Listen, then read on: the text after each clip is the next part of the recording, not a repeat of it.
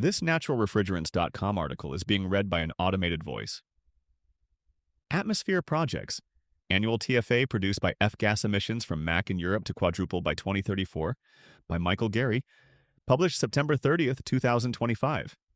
Atmosphere, publisher of naturalrefrigerants.com, has projected that emissions of F-gas refrigerants, mostly HFO 1234YF, from mobile air conditioning, MAC, and thermal management systems in Europe will cause annual levels of trifluoroacetic acid, TFA, in the atmosphere to quadruple to about 8,000 metric tons between 2015 and 2034.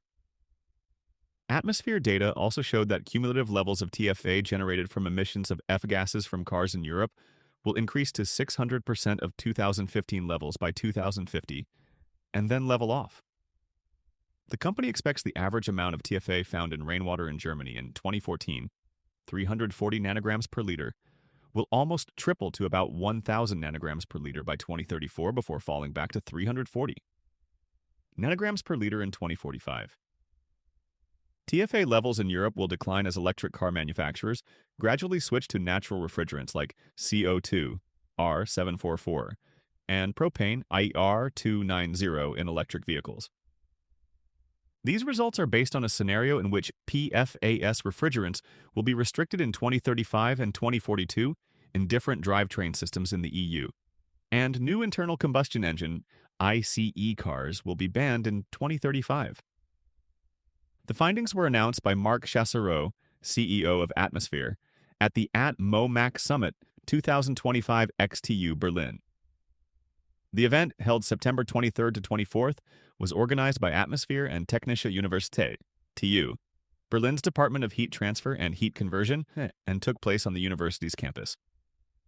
Our model calculates the TFA emissions stemming from the MAC systems of the entire passenger car fleet in circulation in Europe today, and projects emissions up to 2055, said Chassereau. We use conservative estimates, which means that the actual concentrations might be higher. Data was obtained from multiple sources, including the European Automobile Manufacturers Association, ACEA, and interviews with industry suppliers. The model encompasses the following: a refrigerant charge of 500 grams. Refrigerants considered included HFC134A, HFO1234YF, CO2, and propane. Annual leakage rates of 5% for mechanical compressors, 3% for electrical compressors, and 3% for crashes. A vehicle life of 15 to 21 years. Drivetrain configurations included internal combustion engine, ICE, with mechanical compressors, hybrid electric vehicle, HEV, with mechanical compressors, plug-in hybrid electric vehicle, PHEV, with electric compressors, and battery electric vehicle, BEV, with electric compressors. A European vehicle fleet of about 350 million through 2055. HFO1234YF was introduced as a replacement for HFC134A as a refrigerant in MAC systems for ICE cars in Europe in about 2012 and has since gained dominant market share. Both gases are now used in ICE cars and HEV, while HFO1234YF is also used in PHEV and BEV. CO2 and propane are only used in PHEV and BEV. Conversion to TFA. Both HFO1234YF and HFC123A, when they leak into the atmosphere, change into TFA, though HFC134A converts up to 20%, while HFO1234YF undergoes 100% conversion. HFO-1234YF, HFC-134A, and TFA are categorized as ultra-short chain. PFAS, per- and polyfluoroalkyl substances, a group of industrial chemicals that includes many environmental pollutants. TFA is absorbed in rainwater and is distributed throughout the global environment, entering drinking water, food, and human blood. Its health effects are still being evaluated, though the German government has asked the EU to classify it as reproductively toxic. TFA has other environmental precursors besides F-gases, such as certain pesticides, pharmaceuticals, and other PFAS, but F-gases, particularly HFO-1234YF, are regarded as the primary source of TFA in the environment. A new study by Canadian researchers has found that the amount of TFA in the atmosphere is greatest in the summer and near urban areas, consistent with the leakage of HFO 1234YF from MAC. In addition to MAC systems, HFO 1234YF is used in many refrigerant blends found in commercial and industrial applications. Growing market for natural refrigerants. While natural refrigerant-based MAC systems currently represent a small percentage of the market, over the next 30 years the market is expected to move toward CO2 and propane in PHEV and BEV and ultimately in only BEV, according to the atmosphere analysis.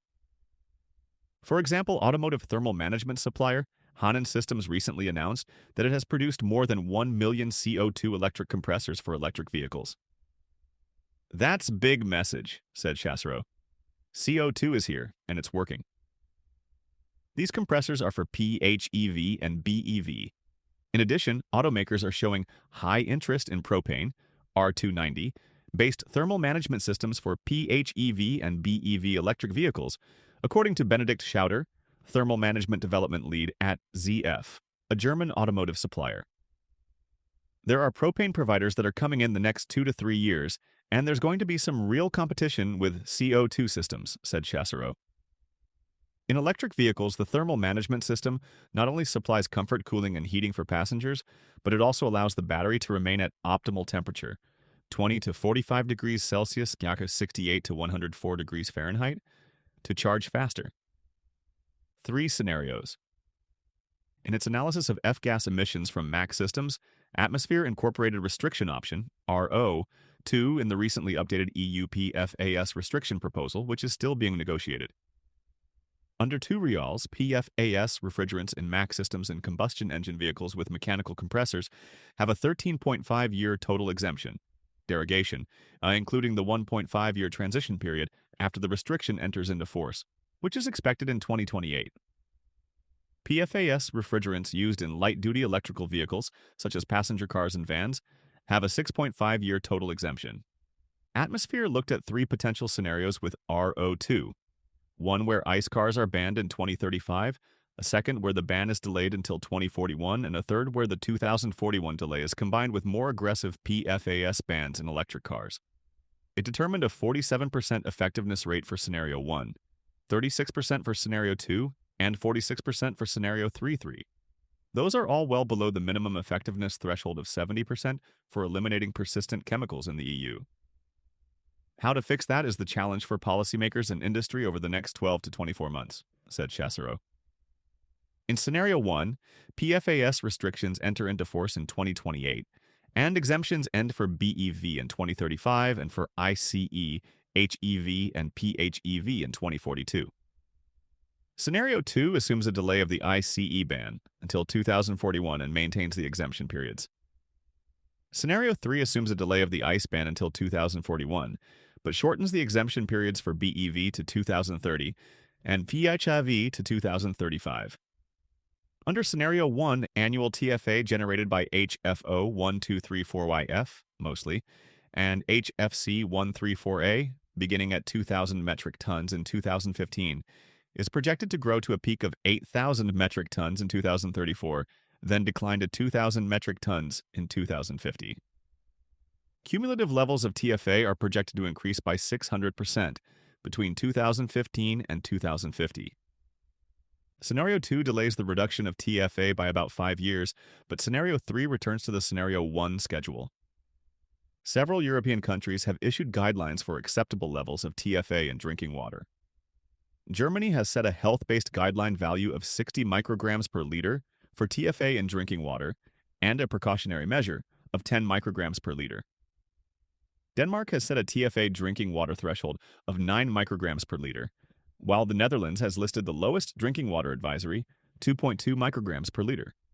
Italy recently imposed a limit of 10 micrograms per liter for TFA. In the EU as a whole, the recast Drinking Water Directive will limit PFAS total, including TFA, in drinking water to 0.5 micrograms per liter as of January 12, 2026.